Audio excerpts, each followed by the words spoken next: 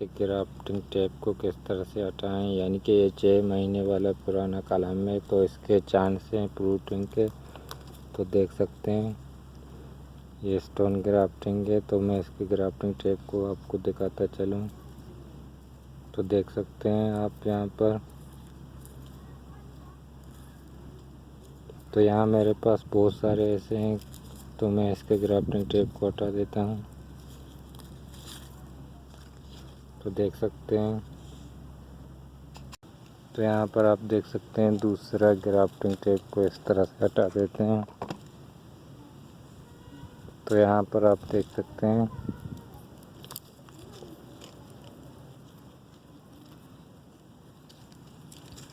तो इसके grafting tape को मैं इस तरह से हटा रहा हूँ।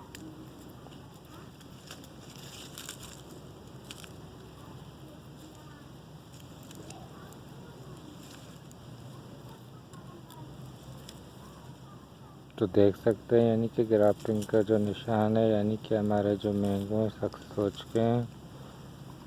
तो इस तरह से मैं कैमरे को थोड़ा फोकस में करता हूँ, आपको दिखा देता हूँ, क्योंकि